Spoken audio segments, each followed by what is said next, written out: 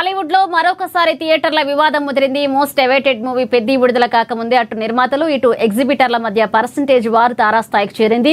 Telugu film chamber లో తెలంగాణ ఎగ్జిబిటర్లు అత్యవసరంగా సమావేశమయ్యారు. గత కొన్నేళ్లుగా తాము మోసపోతున్నామని ఈసారి తేల్చుకునే వరకు తగ్గేదే లేదు అని ఎగ్జిబిటర్ల అసోసియేషన్ స్పష్టం చేసింది. పర్సంటేజ్ విధానాన్ని ఖరారు చేస్తూ లిఖితపూర్వకంగా సంతకం పెడితేనే పెద్ది సినిమాను థియేటర్లలో ఆడిస్తామని తెగేసి చెప్తున్నారు. ఒకవేళ నిర్మాతలు మొండికేస్తే సినిమా విడుదలను అడ్డుకుంటామనే రేంజ్ లో హెచ్చరికలు జారీ చేస్తున్నారు.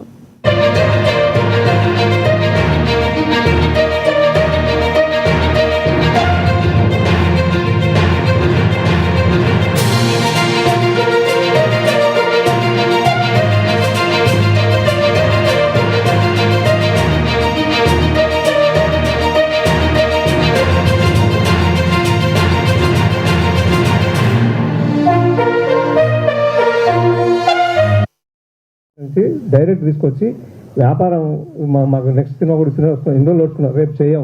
ఆల్రెడీ సీఎం గారికి మా తెలంగాణ ఛాంబర్ నుంచి తెలంగాణ ఎగ్జిబిటర్ అసోసియేషన్ నుంచి ఫర్దర్ టికెట్ రేట్లు పెంచకండి అని request letter already Revanth Reddy గారికి పంపడం జరిగింది. వారు చదవడం కూడా జరిగింది. రేపు ఏం జరుగుతుందో చూద్దాం. అవును, ఇస్తే చూస్తే ఛాన్స్. డిమాండ్ అండ్ సప్లై బీఫామే సైన్ చేయాల్సింది నేను, వారు కాదు. ఏ 2008 నుంచి నడుస్తుందండి. ఇవాళ కొత్తగా మేము అడగడం లేదు. అడిగి అడిగి అడిగి విసుగొచ్చి ఉన్నాం. ఇవాళ ఎందుకు అడుగుతున్నాం అంటే ప్రతి ప్రొడ్యూసరు నా సినిమానే టార్గెట్ చేస్తారా అంటాడు. తప్పండి. ఒక డేట్ పెట్టాం, 36 డేట్లు మార్చాం. ఎందుకోసం? మనందరం కలిసి ఉండాలని. మీరు సినిమాలు తీయాలి, మేము ఆడాలి. మన ఇద్దరి మధ్య ఉన్న బంధం అటువంటిది. మరి మా సింగిల్ థియేటర్ల షేర్లు వస్తలేవా? యావత్ భారతదేశంలో పర్సంటేజ్ ఉంది, ఆంధ్ర తెలంగాణలోనే లేదు.